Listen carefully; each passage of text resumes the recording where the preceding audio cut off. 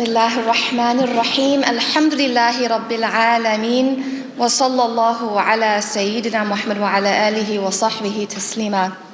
Allahumma alimna ma yanfa'una wa anfa'na bima 'allamtana wa zidna 'ilma. Assalamu alaikum wa rahmatullahi ta'ala barakatuh. I pray that everybody is doing well. And once again, many thanks to the organizers, the volunteers, the speakers, the attendees. So the topic for this morning, inshallah, adopting a fiqh of ease and gradualism while striving to find alternatives. Inshallah, I'm going to begin with a reminder that whether our approach is to strictly, or as much as we can, to strictly adhere to a madhab, or we have a different methodology of praxis, it's very important, and this is one of the things that I remember that my teacher said a long time ago. It's very important, dear sisters and dear brothers, that we look at ourselves with the eyes of the Sharia, and we look at others with the eyes of compassion and rahmah. Again, I'll repeat that. This is what my teacher said. Again, somebody who's extremely strict when it comes to adherence to sacred law. And I was asking for his advice about a situation that was especially difficult. And this is what he said, especially pertaining to situations where we feel that maybe someone is not giving us our rights, or they hurt our feelings, or what have you. He said, we look at ourselves with the eyes of the Sharia, and we look at the other person with the eyes of rahmah and compassion.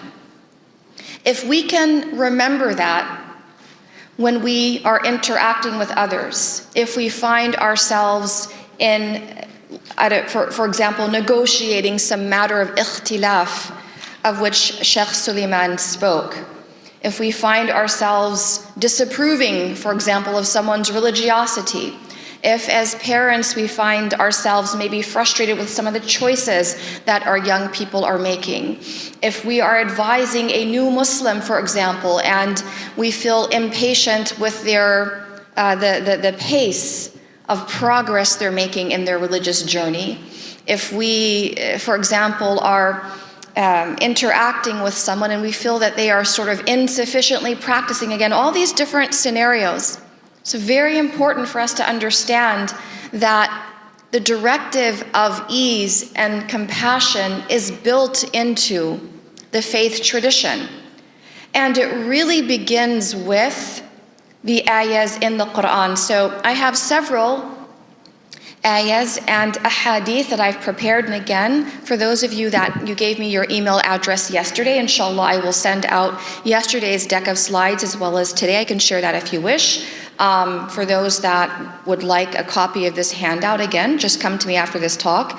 I've got business cards with my email me, and inshallah I'm happy to send this to you. Because I want everyone to understand, this is not about extending alternatives or accommodations to people based upon hawa, whim, or desire. This is about following the directive in the book of Allah subhanahu wa ta'ala. And there is actually an ayah that states just that fact, that the mission of the Prophet, peace be upon him, is to convey the message and not give in to the desire of those that would ask for something to be changed in the fundamentals of the religion. Let me give you that ayah. Bismillahir Rahmanir Rahim. وَأَنزَلْنَا إِلَيْكَ الْكِتَابَ بِالْحَقِّ مُصَدِّقًا لِمَا بَيْنَ يَدَيْهِ مِنَ الْكِتَابِ وَمُهَيْمِنًا عَلَيْهِ فَاحْكُمْ بَيْنَهُمْ بِمَا أَنزَلَ اللَّهُ وَلَا تَتَّبِعْ أَهْوَاءَهُمْ عَمَّا جَاءَكَ مِنَ الْحَقِّ لِكُلٍّ جَعَلْنَا مِنْكُمْ شِرْعَةً وَمِنْهَاجًا وَلَوْ شَاءَ اللَّهُ لَجَعَلَكُمْ أُمَّةً وَاحِدَةً وَلَكِنْ لِيَبْلُوَكُمْ فِيمَا آتَاكُمْ فَاسْتَبِقُوا الْخَيْرَاتِ إِلَى اللَّهِ مَرْجِعُكُمْ جَمِيعًا فَيُنَبِّئُكُمْ بِمَا كُنْتُمْ فِيهِ تَخْتَلِفُونَ. This is chapter 5, Al-Ma'idah, verse 48. We have revealed to you, O Prophet, this book with the truth, as a confirmation of previous scriptures and a supreme authority. The term is muhaiminan alayh, and a supreme authority on them. So judge between them by what God has revealed, and do not follow their desires over the truth that has come to you. So when it comes to those matters that cannot be compromised, the Quran is very unwavering. To each of you, we have ordained a code of law and a way of life. If Allah had willed, we would have made you one community. But His will is to test you with what He has given each of you. So compete with one another in doing good. To Allah you will all return, then He will inform you of the truth regarding your differences. Another ayah in the Quran, actually two more. يريد الله أن يخفف عنكم وخلق الإنسان ضعيفا. This is 4:28, An-Nisa, verse 28. And it is Allah's will to lighten your burdens, for humankind was created weak. خذ العفو وأمر بالعرف وأعرض عن الجاهلين. This is Al-A'raf, chapter 7, verse 199. Be gracious, enjoin what is right. And it says, خُذِ الْعَفْوَ وَأْمُرْ بِالْعُرْفِ. And urf is from the same root as ma'aruf. So some translations translate this as enjoin what is right, and some say this is a reference to actually what is good and wholesome in the culture. Be gracious, enjoin what is right, and turn away from those who act ignorantly. Another ayah, this is chapter 22, Al-Hajj, verse 78. وَجَاهِدُوا فِي اللَّهِ حَقَّ جِهَادِهِ هُوَ اجْتَبَاكُمْ وَمَا جَعَلَ عَلَيْكُمْ فِي الدِّينِ مِنْ حَرَجٍ. And strive for God with the striving due to Him. He has chosen you and has not placed upon you in the religion any difficulty. مِلَّةَ أَبِيكُمْ إِبْرَاهِيمَ هُوَ سَمَّاكُمُ الْمُسْلِمِينَ مِنْ قَبْلِ. This is the religion of your father Abraham. He, and in brackets to say this is referring to Allah Ta'ala, named you Muslims before. وَفِي هَذَا لِيَكُونَ الرَّسُولُ شَهِيدًا عَلَيْكُمْ وَتَكُونُوا شُهَدَاءَ عَلَى النَّاسِ. And in this revelation, that the messenger may be a witness over you, and you may be witnesses over the people. فَأَقِيمُوا الصَّلَاةَ وآتوا الزكاة واعتصموا بالله هو مولاكم فنعم المولى ونعم النصير. So establish prayer and give charity and hold fast to God. He is your protector, and excellent is the protector, and excellent is the helper. So a number of ayahs in the Quran stating very clearly what is the purpose of religion and what is the obligation of the person who interprets religion for the masses. Let's look at a hadith, and this is a really nice hadith to learn, especially for students of ulum al-Quran. So this hadith, in terms of the background, these events take place after the Prophet ﷺ has passed away. Sayyidah Aisha radiyallahu ta'ala anha is one of the recognized authorities on the Quran, on the hadith of the Prophet, peace be upon him. She is an example of an early jurist. She is an example of an early mujtahida and faqiha. This is Sayyidah Aisha. In fact, her knowledge of the Sunnah is so great that later on, a scholar named Badruddin Zarkashi, in his book, The Istidrakat of Sayyidah Aisha, will actually bring the ahadith where she corrects other companions. So this is someone whose knowledge is sought after. In this particular hadith, a man from Iraq comes to visit with her. And it's narrated by the companion here. And this is what he says.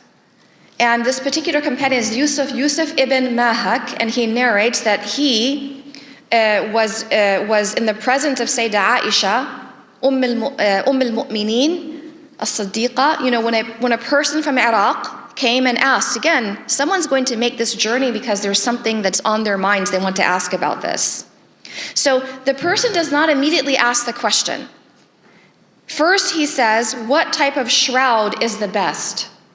And of course, Sayyidah Aisha is very wise. She knows that he did not come all the way from Iraq to ask her this question about a kafan.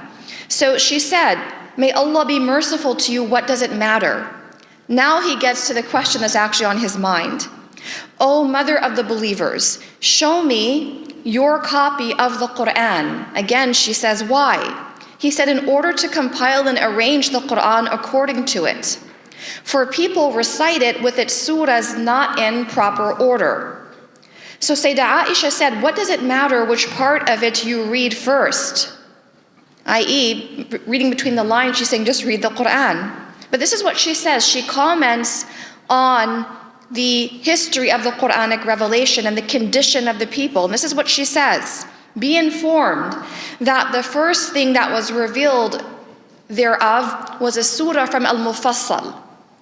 Al-Mufassal is a term that shows up in Ahadith. It's a technical term, and it describes those surahs in the Quran that have shorter ayahs that are easily committed to memory. The Mufassal surahs are between chapters 50 and 114, i.e. to the end of the Quran. So this is what she says very clearly. The first that was revealed was a surah from amongst the group of the Mufassal surahs. And in it was mentioned paradise and the fire. Now pay attention to this. This is what she says. When the people embraced Islam, the verses regarding halal and haram were revealed. Again, when the people embraced Islam, the verses regarding halal and haram were revealed. And this is what she says in the Arabic. She says, فيها, talking about the Mufassal surahs, فيها ذكر الجنة والنار حتى إذا ثاب الناس إلى الإسلام حتى إذا ثاب الناس إلى الإسلام نزل الحلال والحرام. And then pay attention. ولو نزل أول شيء لا تشرب الخمر لقد. And this is what she says. If the first thing that was revealed from the Quran were ahkam, were rulings, do not drink alcohol, then what do you think the response of the people would have been? They would have said, we will never stop drinking alcohol. So she's noting when the people embraced Islam. And what does this mean when they embraced Islam? Doesn't actually mean that these are brand new Muslims. Because remember, there is a 13-year period during which the Prophet ﷺ is doing what? Teaching people, preaching, calling to Allah, instructing in the Quran, leading people in prayer to the extent that he's safely able to do that, sallallahu alaihi wasallam. So she's telling us something about the gradualism that is really built into these early days of the da'wah, noting that it took a while for people's iman and their identity as Muslims to be firmly rooted such that they could practice and adhere to the verses of halal and haram. Because she notes here, if the first thing to be revealed was do not drink alcohol, people's immediate response would have been, we will never stop drinking alcohol. Then she says, kind of continuing this line of argument, if there had been revealed do not commit zina, illegal sexual activity, they would have said we will never give up committing zina. So she notes this, that gradualism again is part of this da'wah. Then she recollects, while I was a young girl of playing age, the following verse was revealed in Mecca to Muhammad. So she's giving him a sense of what is revealed in the early days. And in this case, this is chapter 54. No, but the hour is their appointed time for their full recompense, and the hour will be more grievous and more bitter. And then finally, after she educates this man that came to learn from her, then she finally took out her copy of the Mus'haf and dictated to him the arrangement of the surahs, so he knew how to arrange his Mus'haf, this man from Iraq. Now, let's ask ourselves the following question. If someone comes to us and they are a returning Muslim, or they are a new Muslim, and personally I prefer the term convert to revert, but we can have a difference of opinion about that.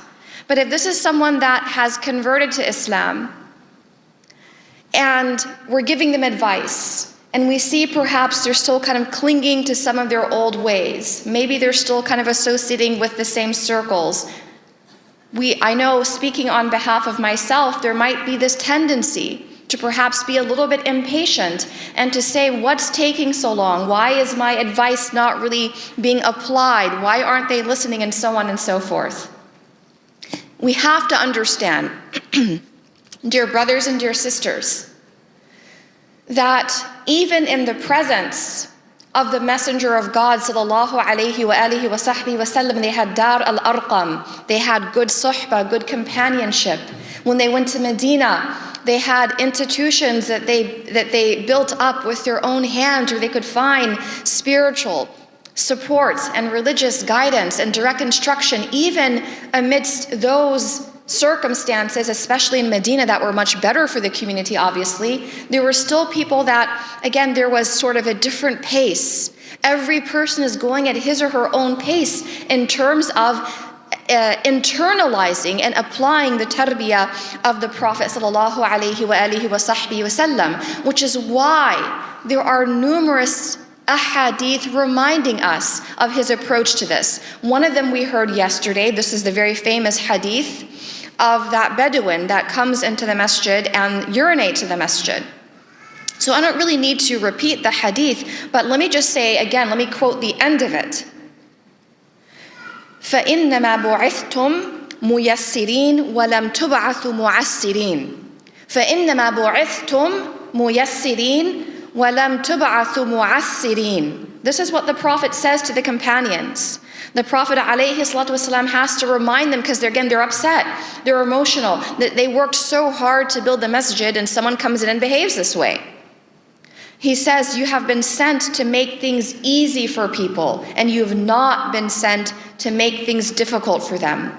You know, one of the things I've observed over the years, and especially drawing on the experience of my parents who both converted to Islam, when they converted to Islam in the 1970s, the approach at that time was very much about doing a 180, very much about jettisoning the past, becoming this new person, and really kind of diving in sort of head first. And I really admire the zeal, the extraordinary zeal of the converts of that generation. But looking back, there are stories of those people from that time that faltered. There are people that probably converted with my parents in the 1970s that are no longer Muslim today, or perhaps they had struggles and perhaps children and grandchildren aren't practicing. And in terms of what accounts for that, it is my humble view that because there was a tendency to be very, very strict and very rigid about certain matters and not really kind of allow for that ease, that perhaps some people were pushed away. And you know, we have to have a lot of admiration for converts. It's not easy today, and it was not easy then, because as I noted, in the time of the Prophet ﷺ, especially in Medina, there were so many supports in place. And even then, people, again, the experiences, the trajectories were very different. And when people convert in this context, the convert is often going to have the experience of not having the support that was in place before, whether it's from family or friends and so on. Here's another hadith, and this one is from Anas ibn Malik radiallahu anhu, who said the Prophet said sallallahu alayhi wa alihi wa sahbihi wa sallam, make things easy and do not make things difficult. Make things easy and do not make things difficult. Make people calm and do not frighten them away. So for example, when that new Muslim comes to us, and in this case it's a female, it's a woman that's converted to Islam, What should we be focusing on? How do we help her? What does mentorship look like? Do we insist that she go from not covering at all to wearing full hijab, abaya, and niqab? And even though you might think, okay, that hypothetical is not realistic, perhaps in our context, we might not push for that. But again, I am speaking based upon my conversations with and interviews with converts from a previous generation, to where there was a lot of emphasis on you have to do and have certain externalities in place, otherwise you are not authentically a Muslim. What is non-negotiable is tawheed. What is non-negotiable is La ilaha illallah Muhammad Rasulullah sallallahu alayhi wasallam. And once that is established, then we ask Allah Ta'ala to facilitate for that person for other matters to fall into place. Another hadith of the Prophet, peace and blessings be upon him, it tells us something about his own practice. Sayyidah Aisha radiyallahu ta'ala anha narrated that whenever the Messenger of God sallallahu alayhi wasallam was given the choice of one of two matters, he was presented with these options. He would choose the easier of the two, as long as it was not sinful to do so. But if it was sinful to do so, he would not approach it. Allah's Messenger sallallahu alayhi wasallam never took revenge or retaliated against anyone for his own sake, i.e. because of some personal animus. But he only retaliated when Allah Ta'ala's legal edicts or ahkam, only when the matters that Allah Ta'ala made sacrosanct were violated, then in that case, the Prophet would retaliate sallallahu alayhi wa alihi wa sahbihi wa sallam. So this tells us that when we become practicing, and I've seen this happen with people that perhaps were not practicing, they become practicing, and it seems like almost automatically they're going to kind of embrace a type of sort of inflexibility. And I'll give you an example of that. So there were some people that became extremely devout in their practice, and they wanted to implement all the ahkam and all the fara'id and all the different aspects of the religion in terms of their ibadah and in terms of dietary prescriptions and dress and what have you. And again, let's look at the example of the Prophet ﷺ. We're not saying that, for example, you just go to any restaurant, no questions asked, you eat what people put in front of you. No, I think as someone that's eating that food, that you have a right to ask what is that ingredient that they're using to prepare that item with. That's what I tell my students, that if it's like a general restaurant, your responsibility is to actually ask questions. Because it might not occur to the people at that restaurant that wrote that menu to actually indicate what is in that item. They might not even think about it, right? Because they're not required to. So we have to make sure that we have a balance here. Like, it's not sort of just go and relax and don't ask any questions and just kind of assume it's lawful. But then there's the other extreme that some of the people that I knew were going to. And that other extreme was that even in the house of a Muslim, even in their own parents' home, they were demanding to see what are the ingredients that were used to prepare this dish. They were demanding to know exactly where did you purchase this animal protein that you're serving. Is this organic or not, and so on and so forth. And again, it might sound amusing, but this level of being so strict about dietary prescriptions to where we no longer trust what religious Muslims are giving us, even our own parents. Can you imagine what kind of conversations are happening at the dinner table if that's going to be the reaction to the food being served? Right, so again, this hadith from the Prophet ﷺ is telling us that when it comes to matters where there is no clear haram or sin present, then you always choose the easier of the two. So relax and relent. If the meal is not fully organic, that's fine. If they didn't go and shop at the exact zabiha store you wanted them to go to, be respectful. And you can assume that as religious Muslims that what they are giving you is halal and tayyib. Don't start fighting people about that. I was thinking as Sheikh Suleiman was presenting on the issue of moon sighting. This is an example, probably many of you are maybe too young to even remember sort of the very kind of, protracted battles that took place within our American Muslim community over this issue of moon sighting. I can tell you stories of people, again, this is the opposite of choosing ease, stories of people that, look, if the communities in their city did not follow their exact methodology of sighting the moon, then they would literally separate themselves from every jama'ah and go and have Eid prayer with, 3, 4, 5 people. And we have to ask ourselves, is this the intent of the sunnah of the Prophet sallallahu alaihi wa alihi wa sahbihi wa sallam? That we've become so rigid about adhering to our methodology that we will not even go and stand in prayer with our fellow believer. And that's also another point, dear brothers and dear sisters, when it comes to the matter of differences in fiqh, and especially this matter of minority fiqh. I think one of the main and one of the most important contributions of fiqh al-aqalliyat is the idea that it actually goes against, it contradicts the spirit of Islam if I become so muta'assiba, so partisan about my madhab that I will not even consider other points of view. And I remember even in Damascus, even amongst my teachers that were very strong in their adherence to the Shafi'i school, my teacher told us one day that if you are reading these texts of Shafi'i jurisprudence and you come across a position and now you have to make a choice.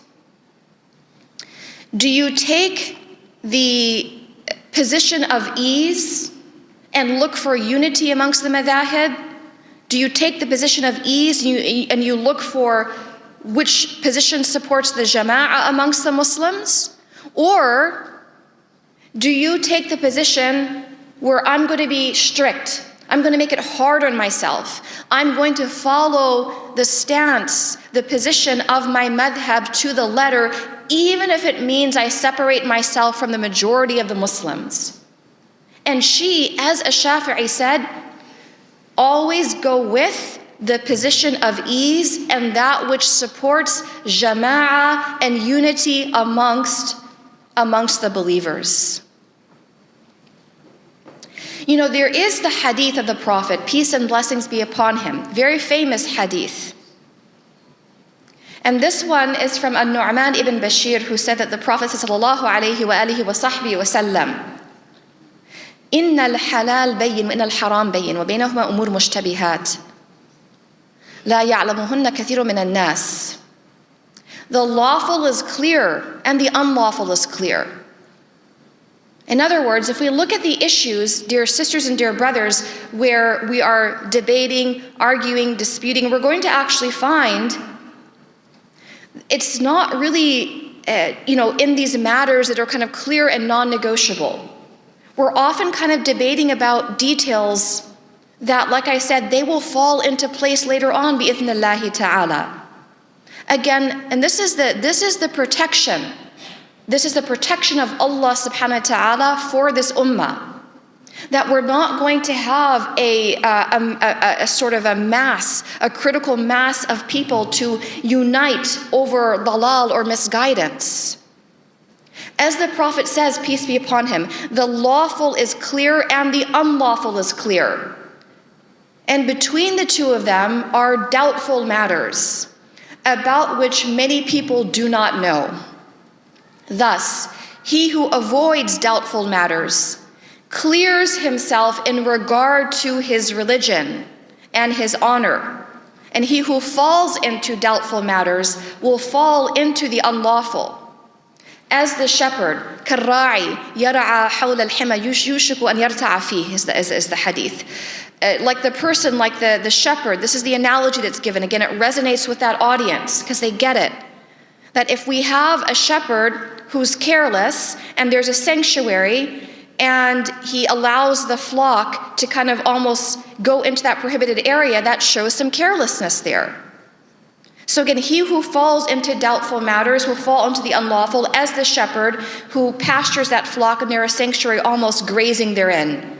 Verily, every king has a preserve, has a sanctuary. And the sanctuary of Allah are those prohibitions. Verily, in the body is a piece of flesh, which if it is sound, the entire body is sound. If it is corrupt, the entire body is corrupt. Verily, it is the heart. Very famous hadith. So in this hadith, the Prophet, peace be upon him, is giving us a methodology. Establish very clearly what are the parameters of the lawful and the unlawful. In fact, we know in other ahadith, what did the Prophet say about this? He said, sallallahu alaihi wasallam, he said, "Ma nahaytukum anhu fajtanibuh." Again, "Ma nahaytukum anhu fajtanibuh, wa ma amartukum bihi fa'tu minhu mastata'tum." What I prohibited, so in other words, this is the methodology. Start right there. Very clearly leave off that which is prohibited. Avoid it at all costs. And then what I've commanded you to do as much of it as you can. That is ease right there. Stay away from the clearly haram activities, actions, consumption, etc. And do as much of the halal, the fard as you can. There is safety there. Going back to this hadith about halal, haram, and doubtful matters, the analogy is that, or really kind of the takeaway from the hadith is that you want to have an area of safety in your religion, for all of us, wherever we are. And in other words, you have there's a gray area, there's a buffer zone. And what the Prophet is saying, peace and blessings be upon him, is that don't sort of tiptoe too much on that line. Because it may be to where we engage in that which is doubtful, and we haven't done the research, we haven't talked to those who have knowledge, those in authority, and it may be that with engaging in that which is doubtful, we are falling into that which is unlawful. So we want to be avid to protect our religion, to safeguard it. But we also have to understand, dear brothers and dear sisters, as our Prophet reminds us, alayhi salatu wassalam, it really goes back to matters of the heart. And that when the human being possesses a sound heart, then he or she is going to want to safeguard their faith. Because the heart, dear brothers and dear sisters, is very sensitive to matters of virtue and matters of sinfulness. So, for example, if someone is struggling and they find that their heart is inclining towards that which is unlawful, my advice is to figure out how we can kind of scale back from that step by step. Because in some cases, the heart has become really hardened to where, again, we feel that we incline towards that which displeases Allah subhanahu wa ta'ala because, again, the nafs, the lower self, has convinced us that we are finding some ease in that matter which is displeasing to Allah subhanahu wa ta'ala. Another point, dear brothers and dear sisters, difficulty and ease in matters of religion sometimes can be relative to the person. There are some people that they are just from a standpoint of their disposition, they are inclined to do a lot of ibadah. Getting up, for example, for tahajjud is fairly easy for that person. They don't miss their fajr prayer. There are some people that they love to do voluntary fasts and it's not onerous for them. You know, there are people that when it comes to these issues of sort of gender etiquette, having a strict kind of sense of haya, not difficult for them. But like I said, we are in different places in our journey. If the best generation of believers, the companions themselves, fell into sinful activities, it tells us that for the rest of us, we have to have some patience, some consideration, some compassion. And I'll be precise about the example here. I don't want anyone to misunderstand me, but Hadithat al-Ifk. This is one of the most stark examples in the seerah of the Prophet, peace be upon him. Very lengthy ahadith about this from Sayyidah Aisha herself. So when the mother of the faithful Aisha was accused of adultery, it was people in Medina, and of course we know that the main instigators were the munafiqeen, but there were people in Medina from amongst the Muslims, the believers, people that were committed believers that took part in the slander against Sayyidah Aisha. So again, that tells us something about the ability of good people to make serious errors. So when it comes to matters of difficulty and ease, again, some of that is really relative. If you are a person where you find that leading a virtuous life, carrying out your religious obligations, staying away from haram is easy, let's not become complacent about that. Let's not become arrogant about that. Let's not look down at people who are struggling. For example, the sister that one day she wears hijab, next day she doesn't, the next day she puts it back on, next day she's out of it. Again, it's very, very tempting to try to kind of psychoanalyze, to kind of see, okay, what's going on with her? Let me kind of make pronouncements against her religion. At the end of the day, Iman and Iman becoming embedded in our heart and the safeguarding that Iman, it does not go back to our amazing ability. This goes back to what Allah subhanahu wa ta'ala has blessed us with. So advise that sister, make dua for her, befriend her. You know, we really have to work hard, I think harder to be supportive, especially because there's this culture out there of just canceling people, raking people over their coals if they fall and make mistakes. And this type of conduct we're seeing, dear brothers and dear sisters, it goes against the actual principles of the Sharia. I'm going to give you a few of them. There are 5 legal maxims that scholars of jurisprudence and people that do ijtihad and people who issue fatawa, religious edicts, would be familiar with.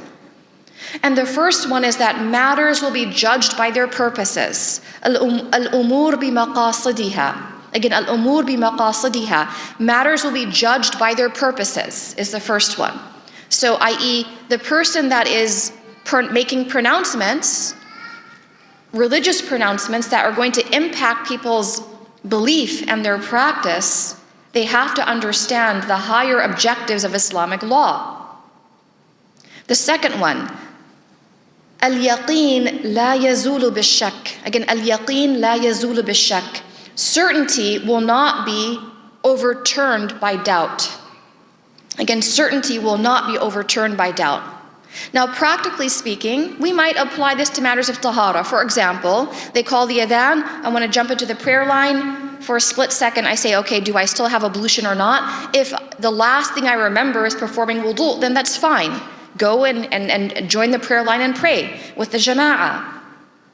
But let's look at that perhaps more philosophically in terms of, if we know that, say for example, some loudmouth on the internet is making slandering and making takfir against someone that is a scholar, they've served the community, they have a good reputation. If we know this person to be a person of honor, of faith, of iman, of devotion to Allah subhanahu wa ta'ala, why lambast that person for a mistake or a lapse? Again, certainty will not be overturned by doubt and insinuation. Another legal principle, ad-darar yuzal. Hardship must be removed. And again, this is really like the operating principle behind so many accommodations and rukhas that we receive in terms of ibadah, whether it's shortening and combining prayers, whether it's the permission around tayammum, dry ablution, and so many other examples. All right, that harm must be removed, and that's ad-darar is harm. Harm must be removed, and then the one that's related to that, hardship must be alleviated. So those two are very important. Harm must be removed, ad-darar yuzal, and then hardship must be alleviated. Al-usr yajlib at-taysir. Al-usr yajlib at-taysir. And then finally, al-'ada muhakkama. custom has the weight of law. In the compassion and the vastness of the Sunni tradition especially, and this is something that Dr. Omar Farooq Abdullah has written about, so actually this is taken from an article of his, and I can link to it in the presentation. It's called Living Islam with Purpose. But one of the things that he notes in his writings is that this idea of what he calls a predatory monoculture is how he terms it, where everyone has to be kind of very uniform is actually not the case if you look historically at how Islam has spread to so many different countries and regions, societies and communities. The reality is that the jurist has always had to take into account the preferences, the practices, the customs of the people of that time, that place, and that community. It is a beautiful feature of Islamic law. Again, Islamic law is certainly universal, but it really celebrates the diversity of Muslim cultures and societies. So again, those are five maxims I wanted to share as part of this presentation. Now, inshallah, as I begin to kind of wrap up, I wanted to kind of look specifically, I'm just double checking the time here, I wanted to look specifically at some examples of issues where there are prohibitions, or we believe there to be clear prohibitions, and we try to see are there alternatives that we can find to make those situations easier on people. So as I was preparing this, I looked at two examples. Here are the two examples. One is the matter of prayer, and this is very common. Suppose you have someone that is let's call them a returning Muslim. All right, the person previously was alienated from their faith, or they simply were raised to be non-practicing and did not have knowledge of their faith. And they always identified as a Muslim, i.e. they didn't sort of formally, let's just say they didn't formally kind of renounce their faith, but now they find themselves wanting to practice. And they encounter some writings, maybe a fatwa on the internet, or they talk to somebody, or they read a fiqh text, and it says that the consensus amongst the Sunni ulama is that they have to make up all of those prayers. And I bring that example, dear brothers and dear sisters, because that's actually a very common scenario.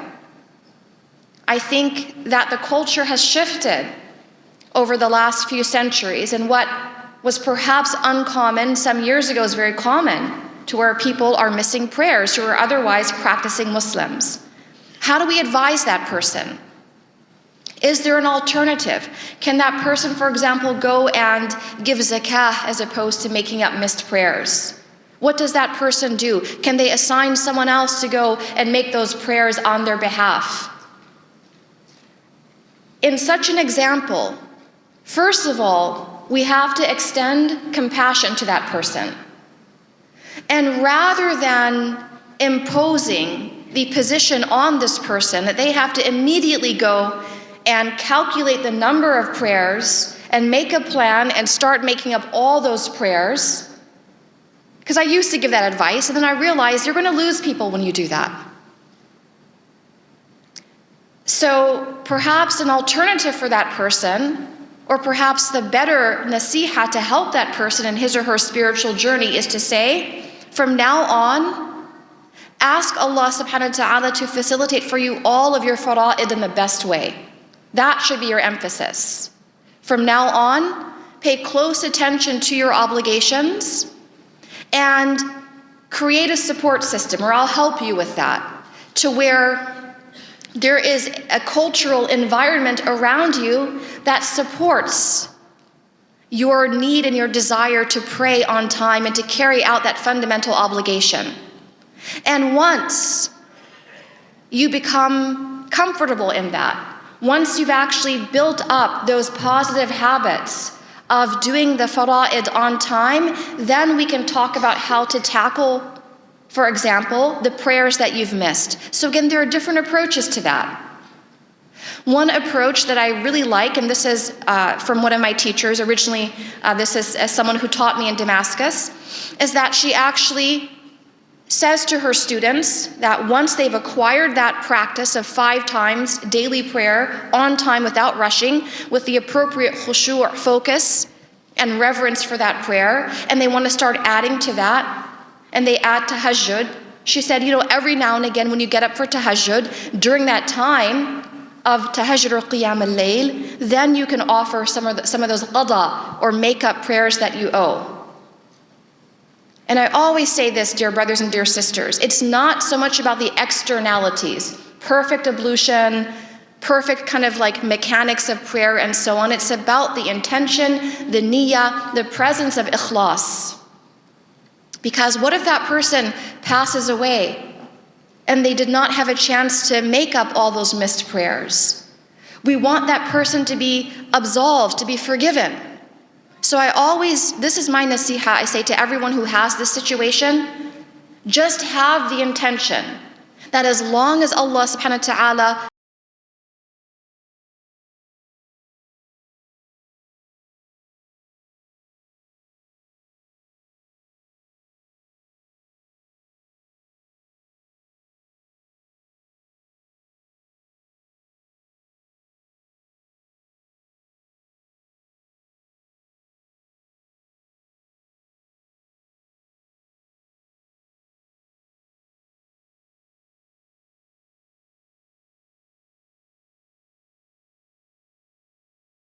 taken by the ulama for the longest on the case of a woman who converts to Islam with a non-Muslim husband present is that the marriage is automatically dissolved and she has to leave as soon as possible.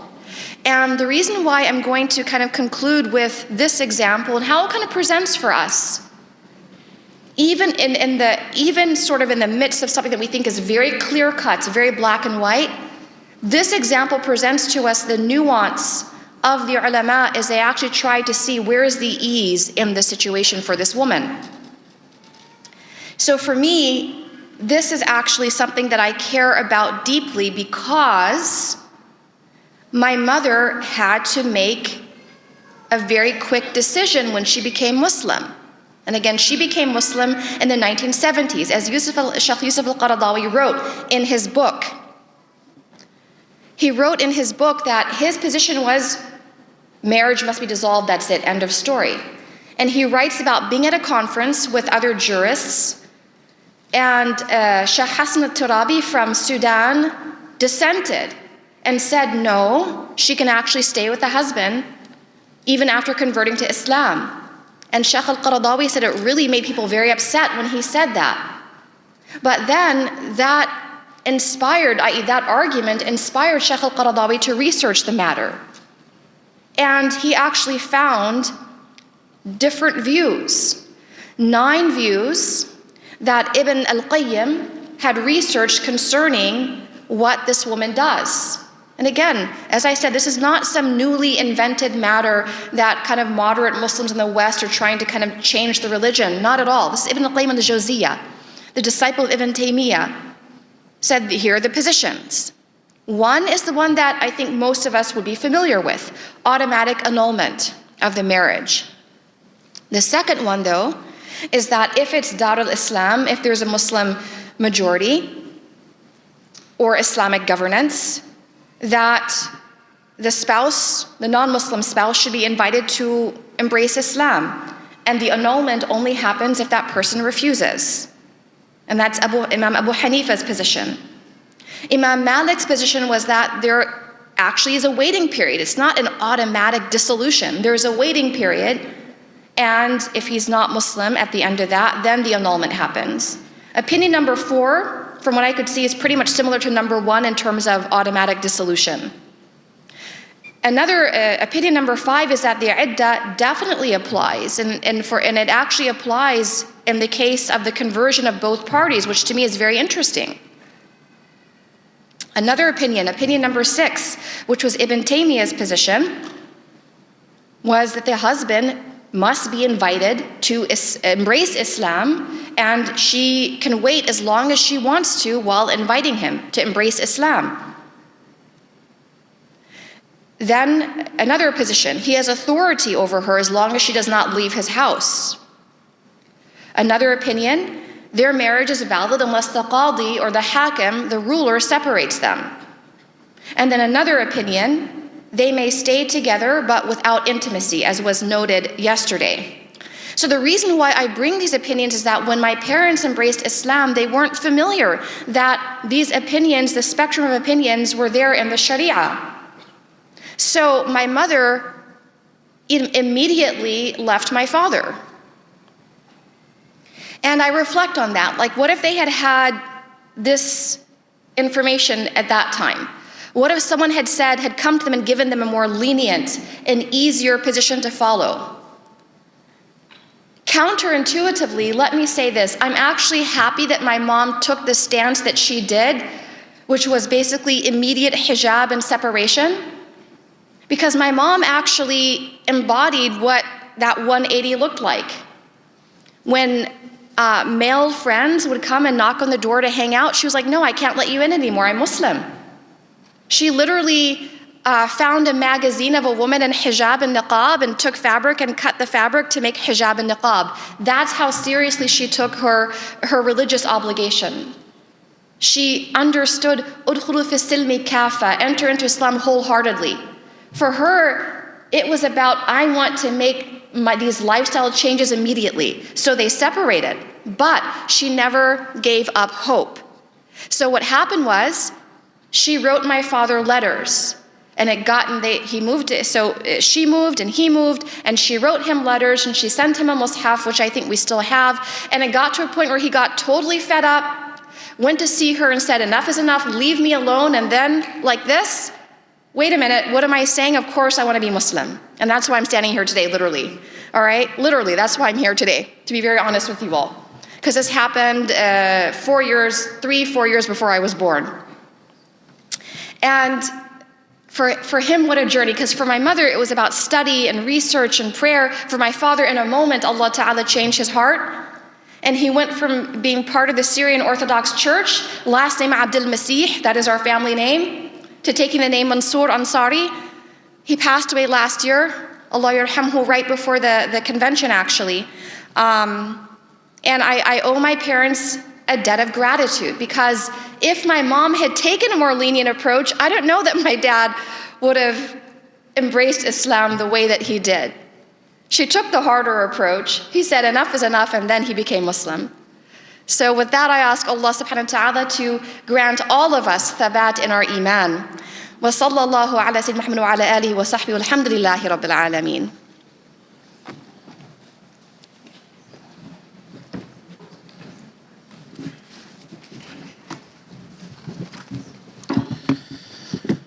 Jazakallah khair, Ustada Zaynab.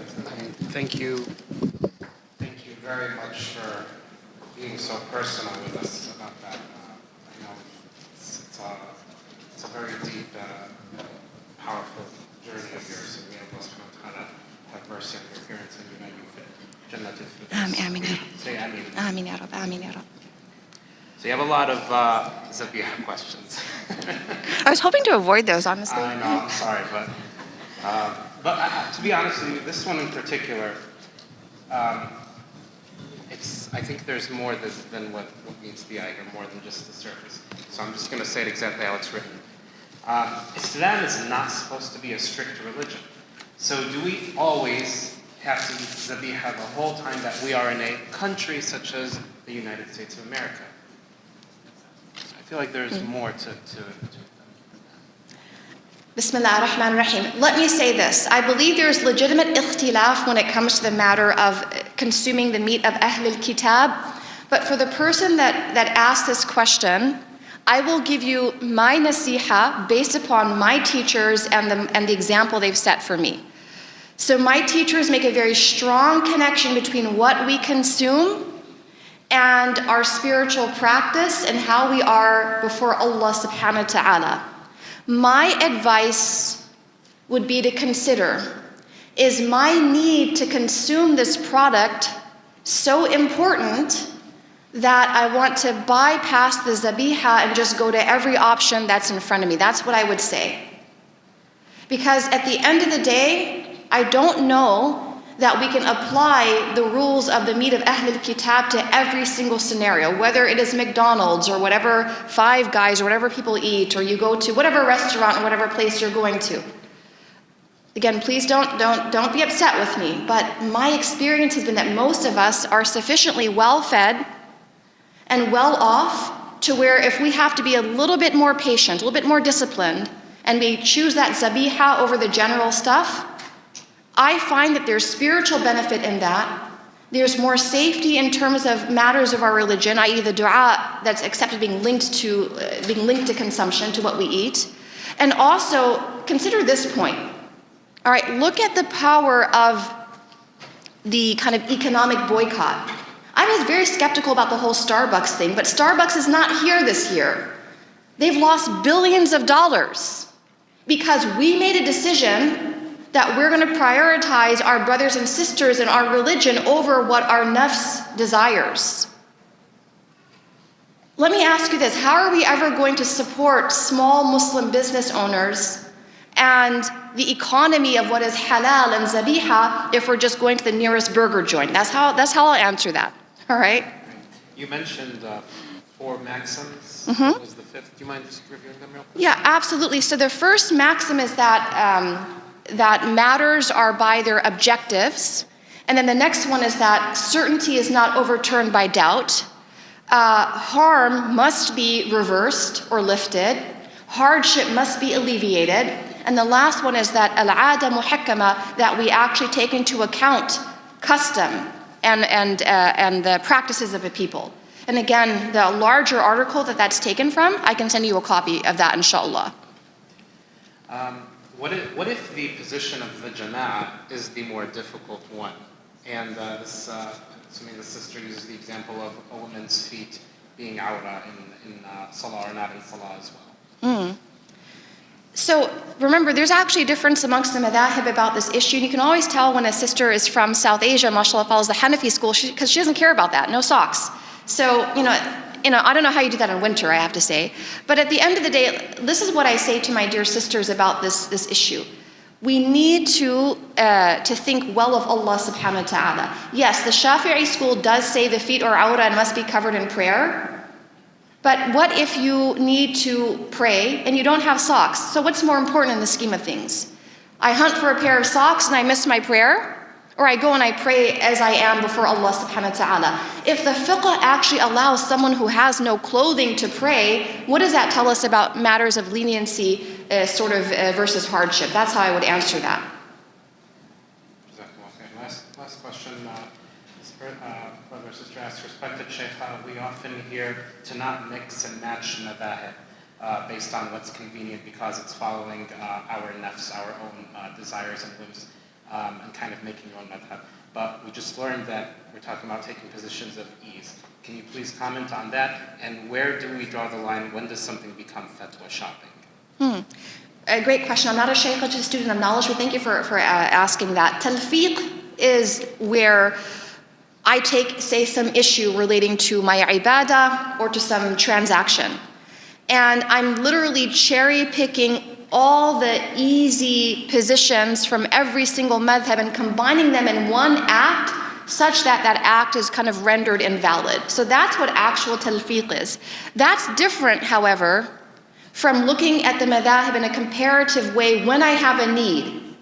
So not because I'm kind of being a slacker, but no, I have a genuine need to say, okay, here's the issue I'm having. I'm afraid I cannot carry out my religious practice if I go with the azima or the strictest stance in my madhab.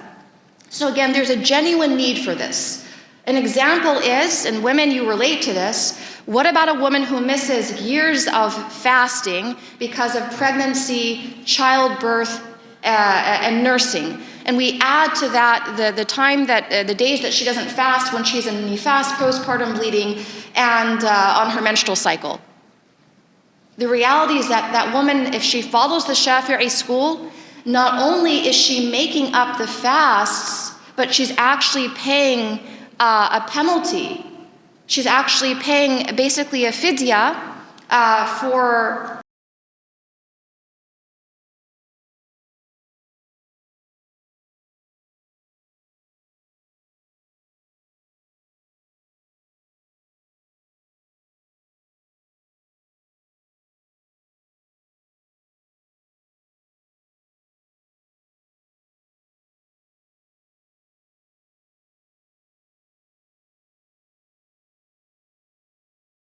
of ikhtilaf being rahmah. Again, when there's a genuine need there. Jazakallah khair. Thank you so much. Barakallahu feeking, Ustad Zaynab.